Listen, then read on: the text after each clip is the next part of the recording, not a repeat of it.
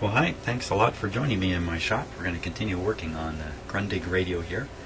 We're finally going to get around to the point where we can do some real troubleshooting, since I've had some intervening problems with the radio. But our real aim is to do some troubleshooting on the FM tube, check voltages on it and the like. But first, I'd like to show you something that I was sent by a viewer who had a little bit of pity on me. So here it is. So you recognize that right away, I'm sure, as an E-clip. Sometimes I call these C-clips, but they're really called E-clips. And yeah, you can kind of see the size of that one. Look at that. My gosh, you need a record player the size of an automobile to put that on. But look, he sent me a whole kit, and it came with some as small as that. So here's the whole kit. Look at this. So I never again have to fear losing an E-clip. Fantastic. And Paul also sent me a tool here for installing and maybe removing them too.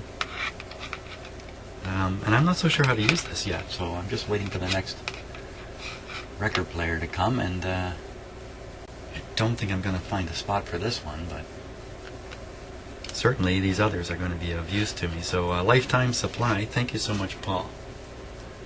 Now, let's get on with the radio here. And I'm going to be testing a tube which is up on the front here. So I've got to flip this radio all around and get it into position so we can work on it. So I'm going to do that. Okay, so I've got the radio tipped on its side, and it's up on an angle on a block here, because you can see that angle here. I know that sometimes looking at things in cameras it's a little unclear as to just how everything's arranged. So the tube is up here. We'll take a close look at it with my close-up camera, and the first thing is to try to identify where pin number 1 is, so I can count the pins from there. So let's take a look. Now, it's a very common thing in these FM tuners to have a plate here, this plate, dividing the tube itself. Right. I don't know if you can really see this, but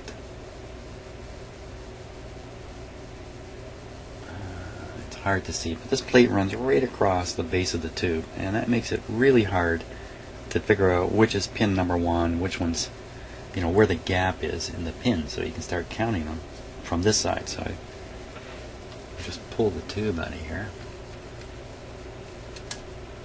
and now you can see clearly where the gap is. You can see which pin is pin number 1. That would be this one over here. Pin number 1. And that could be, it's hard to see again, it could be on the other side of this plate.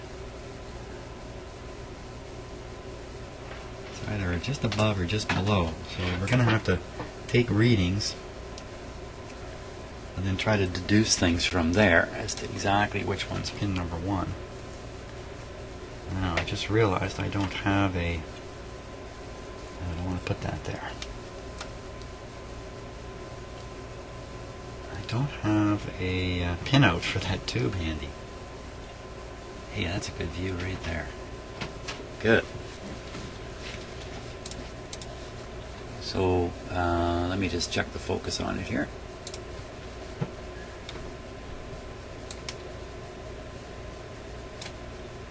Good. That's really only one side of the tube, but that's about as good as we can do with a camera view. So now we're all set to fire this thing up. Check the speaker connections here. And everything looks okay. The high voltage ones are still taped. And we're going to be using this voltmeter here. So let me find the ground lead to it. There's a negative lead, here it is. And we'll clip that onto the radio. Okay. And the other lead we'll use to probe in there. Wow, it's pretty tight. Lots of wires running all over the place in there. So sticking a probe in there is going to be a little bit exciting. And then I've got to somehow avoid getting in the way of this, your view of this meter. be a little tricky since my hands are going right here. I'll have to do that. Hey look, no sling on my arm. Not too bad. Okay. Yeah, the comment about the sling on my arm is because I broke my collarbone a few weeks ago. And I'm in the process of recovering from that. Okay. I think we're pretty well ready to start here. So I'm going to put the radio on broadcast. Boy, I really got to clean these buttons up and get them working properly. So we'll put it on broadcast. AM radio, in other words. It'll use this loop antenna as its antenna. I don't need to hook one up. And in that mode, as far as I understand it, there'll be no high voltage supplied to the FM tube up here. So we can't do the testing in this mode, but we'll start this way just to see what's going on. Okay. Last little safety check. Oh, I guess we better plug in the power here.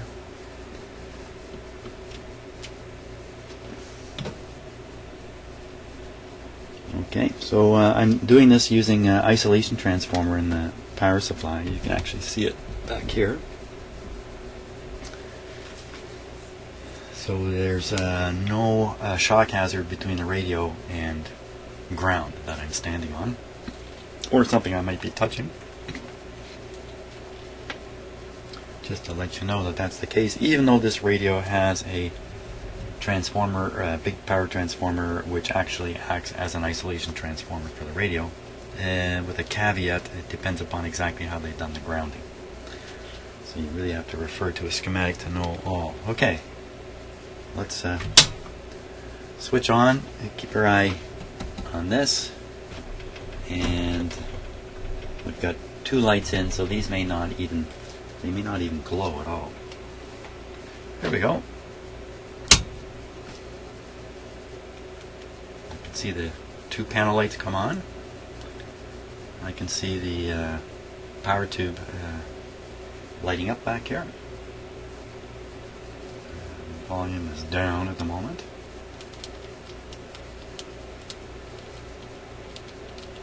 Just give it a little bit of time here.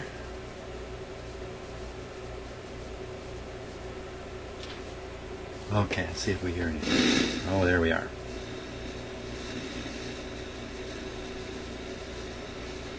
So I'll look for voltages up here. Don't expect to find any. Well, let's see what we can find. Okay, wow, it's a little nerve-wracking sticking this in there. Wow. Okay, I gotta somehow keep my hand out from in front of the meter here.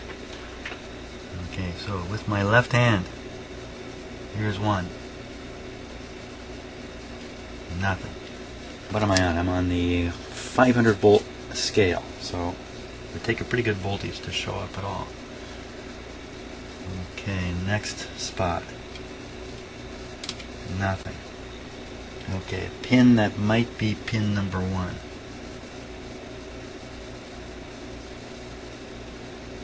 Nothing. I mean, we're not going to get anything here, so I'm going to switch it over to FM. I think I'm just wasting time. Okay, volume down. Switch over to FM.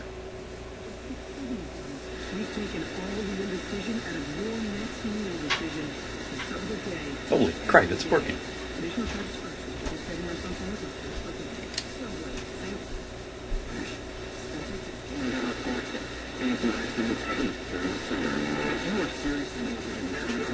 Let's put a proper antenna on it here. Well, let's put an improper antenna on it.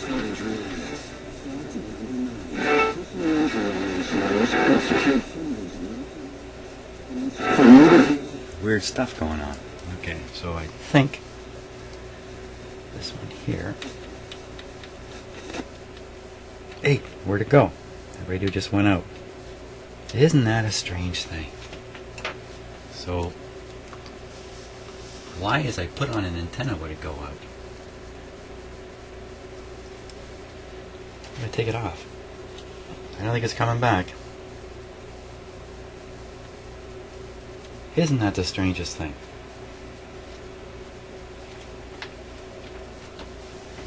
Okay.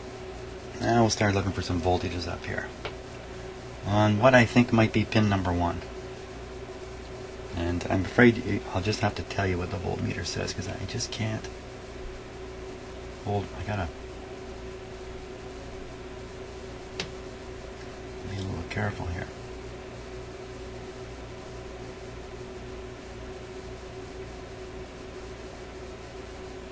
It says nothing. Now, how do I know my voltmeter's working? I'll know it like this. Yeah, there we go. Voltmeter's working. So now I don't even know what pin number 1 is, to be honest with you. I gotta get out the diagram here. Okay, so here's the next pin. See nothing. Next pin. Nothing.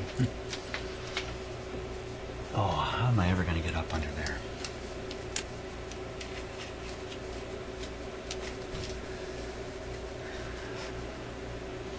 You know what I'm going to do here. Okay, so let's shut the set off for now. I'm going to pull that tube out. I'm going to test down through the tube socket itself, because I just cannot get a probe in here without running the risk of doing some damage. I don't want to damage anything in this FM tuner area. I don't want to touch anything. I don't want to move anything. So that's what we'll do. I'll test one. Okay, so I got the angle of the radio changed. I've got the tube out and ready to test. I've already stuck a probe in there just to make sure the probe will make contact with the tube pins. And luckily on this schematic, the tube, which is here and here, it's a split tube, it's 2 tubes in one, shows the pin numbers. What makes it real easy for me. So there's 2 plates in this tube. One is pin 6, the other is pin 1. Pin 6, it's got 130 volts written there, and there's a big resistor, 15K, 1 watt resistor in series here, dropping the voltage to that plate. 130 on pin 6, and pin number 1, it's got 210 volts written there, and there's no resistor except for that 1000 ohm resistor back here, which is all the B plus current in the FM section goes through this one resistor here. So by looking at pin number 1, we should find the full voltage, less what's dropping here, 210 volts. 210 volts on pin 1. That's what we're looking for. If we see that, we begin scratching our heads. If we see something else, we continue to scratch our heads. Okay, so everything's ready to go here. There we are. I'll stick this in pin number 1 right away. Why not? Oh my gosh, there you can see the voltage on the meter already. That's good. Let's watch what happens to it. Especially if this thing works a bit and then stops.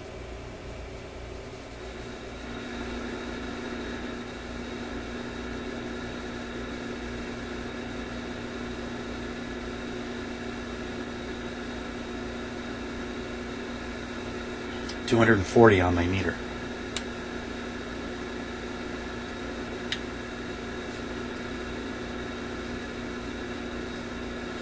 It doesn't seem to. Oh crap! I'm waiting for the radio to come to light, and I've got no tube in here. So I guess we can stop waiting. Now that's pretty interesting. No tube, and the voltage seems to be there. That's very interesting. Okay, so that's pin number 1. Let's go to pin number 6. 1, 2, 3, 4, 5, 6. Let me turn the volume down here so we don't get any surprises. Wham! And there's the voltage. Hey, what happened? The pleasant hiss went away. That's a pretty strong hint. Let's look at the grid voltages now. That's still there.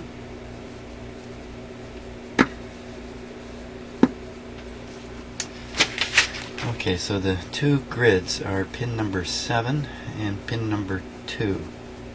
So let's look at pin number 2 first. Pin number 2 is here.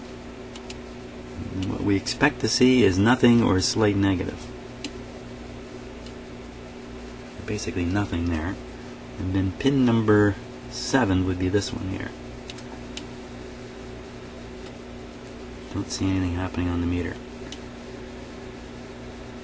Sorry, there, I got my arms in the way. Nothing happening anyway. Let me make this a little more sensitive. 15 volts full scale now. Make sure I put it in pin number 7 here. 1, 2, 3, 4, 5, 1, 2, 3, 4, 5, 6, 7.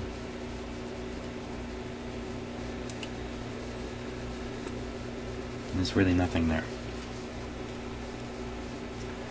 Wow, what are we finding out here? Let's go back to check pin number 1 again. There's the voltage on it. Pin number 6, once again. There it is.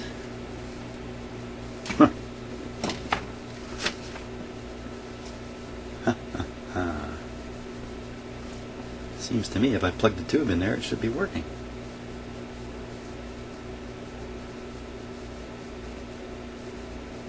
There's really no other place to test in particular here.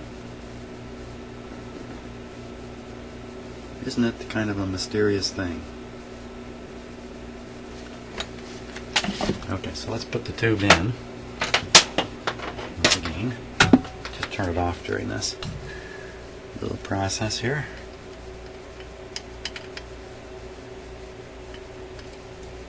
I suppose I don't really need to turn it off, but I'm a scaredy cat.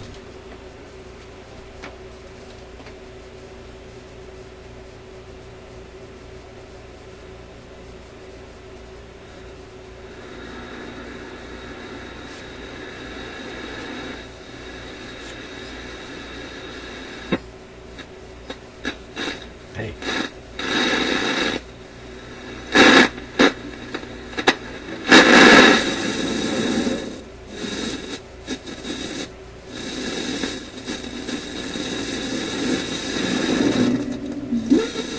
Wow.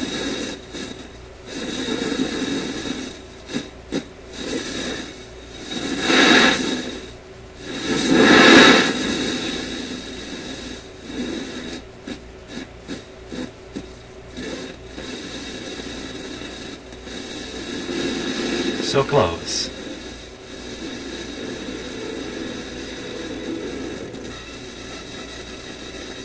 It's trying so hard.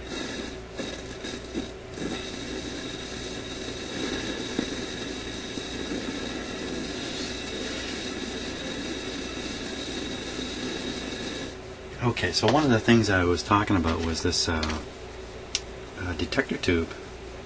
The EABC80. Where is that in this radio? Let's see, that's a EF89. So that leaves this guy. Okay, so I'm going to wiggle this one. Just see if it isn't bad tube contacts. Let me just...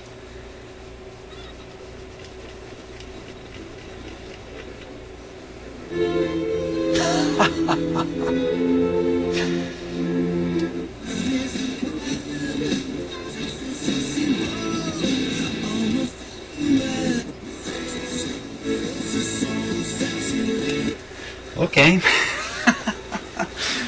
Chalk that up for not doing the easiest thing of all first, which is wiggling all the tubes. But you know, if you go through a radio like this and do all that stuff, wiggle everything, move everything, resolve an issue, you'll never know it. You'll never know what it was, and you won't learn what kinds of things happen with these radios. So,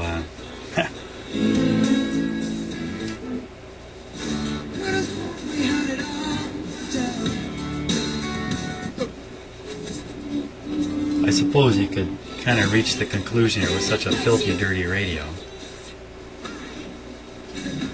I'm going to get a copyright strike if I'm not careful here. Isn't that something?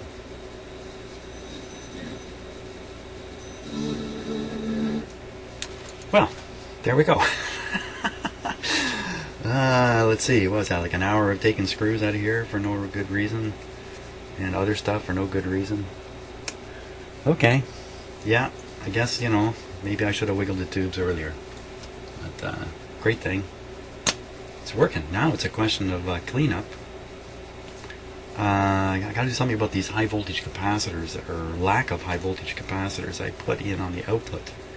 Transformer, I put in 630 volt capacitors. It really is looking for 1,000 volt capacitor, so I really think I got to deal with this again. But other than that, I think we've done it. So from here, I'm going to start the cleanup process on the radio also. And you know, I'm not going to spend a lot of time on the back here. Maybe almost no time, in fact.